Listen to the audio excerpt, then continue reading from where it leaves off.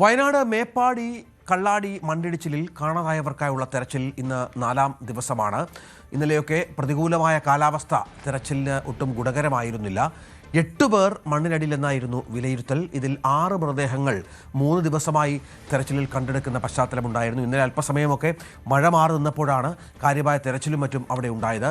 ഇനി 2 പേരെ കൂടി കണ്ടെത്താനുണ്ട് എന്നുള്ളതാണ് ലഭിക്കുന്ന വിവരം. പക്ഷെ അപ്പോഴും മറ്റാരെങ്കിലും ഇതിൽ ഉൾപ്പെട്ടിട്ടുണ്ടോ എന്ന സംശയം കൂടിയുണ്ട്. അതനുസരിച്ചുള്ള തെരച്ചിലും മറ്റും കാര്യമായി തന്നെ മുന്നോട്ട് പോകുന്ന പശ്ചാത്തലമുണ്ട്. ജയരാജ് ഏറ്റവും പുതിയ വിവരങ്ങളുമായി ചേരും. ജയരാജ്, ഇന്നിപ്പോൾ വയനാട്ടിൽ എങ്ങനെയുണ്ട് കാലാവസ്ഥ? തെരച്ചിൽ ഇന്നലെ രാത്രിയും തുടർന്നു എന്നാണ് മനസ്സിലാക്കേണ്ടത്. രാവിലെ ആരംഭിച്ചോ? ഈ 2 പേർ ആരൊക്കെയാണ്? മറ്റാരെങ്കിലും ദുരിതത്തിൽപ്പെട്ടതായി അങ്ങനെ എന്തെങ്കിലും വിവരമുണ്ടോ? ജയരാജ്,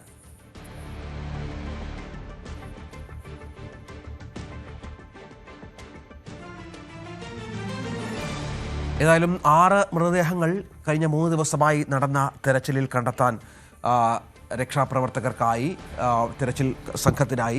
ജയരാജ്, എന്താണ് വിവരങ്ങൾ? കാലാവസ്ഥ അനുകൂലമാണോ ഇന്ന് തെരച്ചിലിനും മറ്റും? രഞ്ജിത്ത്, കള്ളാടി മണ്ണിടിച്ചിൽ കണക്ക് പ്രകാരം ഇനി 2 പേരെ കൂടിയാണ് കണ്ടെത്താനുള്ളത്. അതിനായുള്ള തിരച്ചിൽ 7 മണിയോടെ തന്നെ ആരംഭിച്ചിട്ടുണ്ട്. ഇപ്പോൾ സ്ഥലത്ത് മൂടിക്കെട്ടിയ ഒരു കാലാവസ്ഥ തന്നെയാണുള്ളത്. ചെറിയ തോതിൽ മഴ പെയ്യുന്നുണ്ട്. എന്തായാലും 8 പേർ മണ്ണിനടിയിൽ എന്നായിരുന്നു കണക്കുകൾ പ്രകാരമുള്ള ഒരു വിലയിരുത്തൽ. അതിൽ 6 പേരുടെ മൃതദേഹങ്ങളാണ് കഴിഞ്ഞ 3 ദിവസമായി പുറത്തെടുത്തത്.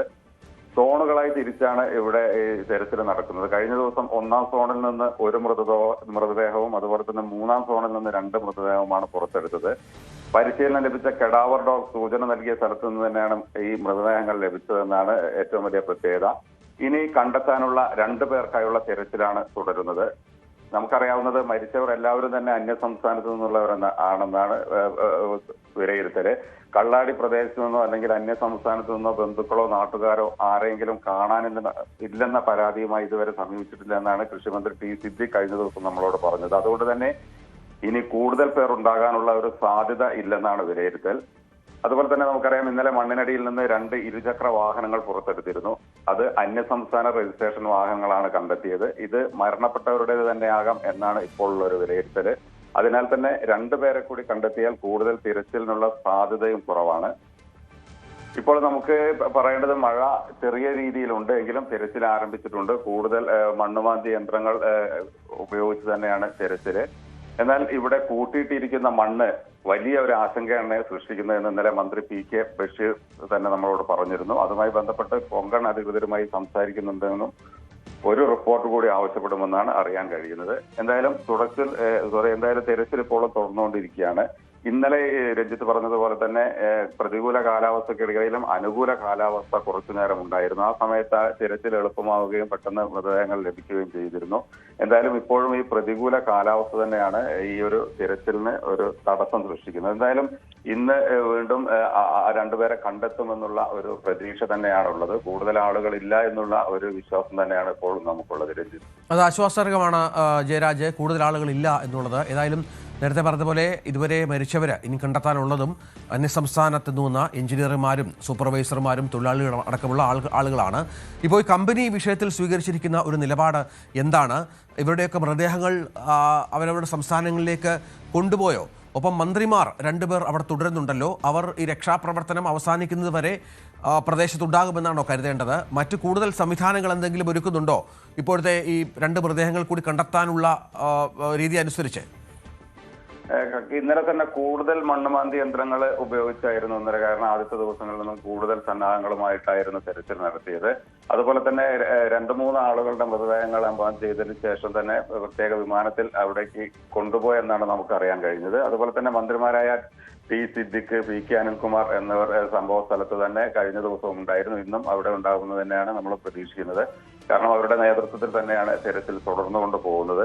എന്തായാലും നമ്മൾ സംസാരിച്ചതുപോലെ തന്നെ കൂടുതൽ ആളുകൾ ഇല്ല എന്നുള്ള ഒരു വിശ്വാസമാണ്. ഒരുപക്ഷെ ഇന്നലെ ഈ ഒരു ബൈക്ക് ലഭിച്ചപ്പോൾ തന്നെ ഒരു ആശങ്ക ഉണ്ടായിരുന്നു. പക്ഷെ അത് ഉദ്യോഗസ്ഥരുടെ തന്നെ ആകാം എന്നുള്ളതാണ് ഒരു വിലയിരുത്തലുള്ളത്.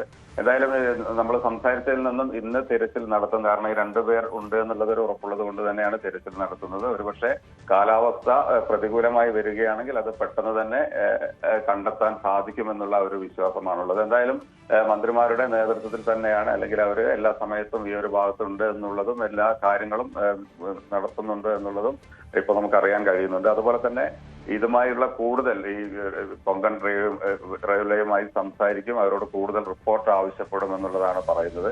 അതുപോലെ തന്നെ ഇപ്പോൾ താൽക്കാലികമായി മണ്ണുകളെല്ലാം റോഡുകളിലാണ് കൂട്ടിയിട്ടുള്ളത്. കാരണം ഈ ഒരു സാഹചര്യത്തിൽ പെട്ടെന്നൊരു സ്ഥലത്തേക്ക് കൊണ്ടുപോകാൻ പറ്റില്ല. പക്ഷേ തുടർന്നുള്ള ദിവസങ്ങളിൽ അതും അപകട സാധ്യതകൾ വരുത്തുമോ എന്നുള്ള ഒരാശങ്കയൊക്കെ ഉണ്ട്. പക്ഷെ അതിനുള്ള പ്രത്യേക സംവിധാനങ്ങൾ ഒരുക്കും. പക്ഷെ ഇപ്പോഴത്തെ നിലയിൽ അവിടെ നിന്ന് മണ്ണ് മാറ്റുക എന്നുള്ളതാണ്. അതുകൊണ്ട് തന്നെ റോഡിന്റെ ഒക്കെ ഇരുവശങ്ങളിലായിട്ടാണ് മണ്ണുകൾ കൂട്ടിയിട്ടുള്ളത്. വരും ദിവസങ്ങളിൽ അതിനൊക്കെ ഒരു മാറ്റം ഉണ്ടാകുമെന്നാണ് പ്രതീക്ഷിക്കുന്നത്. പക്ഷേ ഇത് ഉദ്യോഗസ്ഥരെയോ അല്ലെങ്കിൽ മറ്റ് തൊഴിലാളികളെ ഒന്നും നമുക്കിതിൽ കുറ്റപ്പെടുത്താനൊന്നും കഴിയില്ല. കാരണം അതാണ് അവിടുത്തെ ഒരു കാലാവസ്ഥ. കാരണം ഇടയ്ക്കിടയ്ക്ക് മഴ പെയ്തുകൊണ്ടിരിക്കുകയാണ്. പെട്ടെന്നൊരു വെയിൽ വരും, അപ്പൊ തന്നെ മഴ വരും. അങ്ങനെ കാലാവസ്ഥയുടെ ഒരു പ്രശ്നമാണ് ഇപ്പോൾ ഒരു തടസ്സം നേരിടുന്നത്. ഏതായാലും ഇന്ന് അവിടെ മെച്ചപ്പെട്ട കാലാവസ്ഥ ഉണ്ടാകുമെന്നുള്ള പ്രതീക്ഷയിലാണ്. ഇന്നലെ മഴ അല്പമൊക്കെ മാറി നിൽക്കുന്ന ഒരു പശ്ചാത്തലമുണ്ടായി. ഇന്ന് കാലാവസ്ഥാ പ്രവചനം എന്താണ് ജയരാജ്? അവിടെ കഴിഞ്ഞ ദിവസങ്ങളൊക്കെ റെഡ് അലേർട്ടൊക്കെ പ്രഖ്യാപിച്ചു, പിന്നീട് യെല്ലോ അലേർട്ടായി. വിദ്യാഭ്യാസ സ്ഥാപനങ്ങൾക്കൊക്കെ ആ മേഖലയിൽ അവധിയായിരുന്നു. ഇന്നിപ്പോൾ കാലാവസ്ഥയുമായി ബന്ധപ്പെട്ട് എന്താണ് പ്രവചനം? ഇന്ന് വിദ്യാഭ്യാസ സ്ഥാപനങ്ങൾക്കെല്ലാം ഇന്ന് അവധി പ്രഖ്യാപിച്ചിട്ടില്ല. കാരണം കാലാവസ്ഥയിൽ ചെറിയ മാറ്റങ്ങൾ വരുന്നുണ്ട്. പക്ഷേ ഈ ഒരു നമുക്കറിയാം, ഈ ലക്കിടി ഭാഗങ്ങളിലും അതുപോലെ തന്നെ ഈ പറഞ്ഞ ഈ മേപ്പാടി ഭാഗങ്ങളിലൊക്കെ പൊതുവെ വയനാട് ജില്ലയിൽ മഴ കൂടുതലായി കാണപ്പെടുന്നതാണ്. കാരണം ഇരുണ്ട പ്രദേശങ്ങളും ആണ് അവിടെയൊക്കെ ഉള്ളത്. എന്തായാലും ഈ ഒരു ഭാഗത്ത് ഇപ്പോൾ നമുക്ക് പറയാൻ കഴിയില്ല. കാരണം ഒരു വെയിൽ വന്നാലും പെട്ടെന്നാണ് മഴ വരുന്നത്, അല്ലെങ്കിൽ ഒരു മഴക്കാറ് കൂടിയല്ല, നമ്മൾ പ്രതീക്ഷിക്കാതെയാണ് മഴ വരുന്നത്. അത് തന്നെയാണ് ഈ കഴിഞ്ഞ ദിവസങ്ങളിൽ തടസ്സം നേരിട്ടത്. എന്തായാലും ഇന്നും പ്രതികൂല കാലാവസ്ഥയാണെങ്കിൽ നമ്മൾ പറഞ്ഞതുപോലെ തന്നെ പെട്ടെന്ന് തെരച്ചിൽ നടത്താനും പിന്നീട് ഇനി ഈ രണ്ടുപേരെ കണ്ടെത്തുകയാണെങ്കിൽ തുടർന്നുള്ള തെരച്ചിൽ ഉണ്ടാകുമോ എന്നുള്ളതൊക്കെ നമുക്ക് വരും സമയങ്ങളിൽ അറിയാൻ കഴിയുള്ളൂ.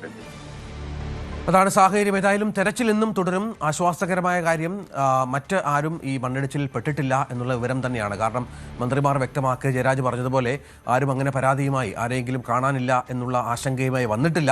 അത് ഒരു ആശ്വാസകരമാണ്. പക്ഷേ അപ്പോഴും രണ്ടുപേരെക്കുറിച്ച് ഇനിയും വിവരങ്ങൾ ലഭ്യമാകാനുണ്ട്. അതിനുള്ള ശ്രമത്തിലാണ് സുരക്ഷാ പ്രവർത്തകർ. കഴിഞ്ഞ 3 ദിവസമായി അശ്രാന്ത പരിശ്രമത്തിലാണ് ഒരു കൂട്ടം മനുഷ്യർ ഇത്തരം തെരച്ചിലുകളുമായി ബന്ധപ്പെട്ട് എന്നുള്ളതാണ്. മന്ത്രിമാരടക്കം ഇതിന് നേതൃത്വം നൽകുന്നുമുണ്ട്. ജയരാജ് ആണ് വിവരങ്ങൾ പങ്കുവച്ചത്.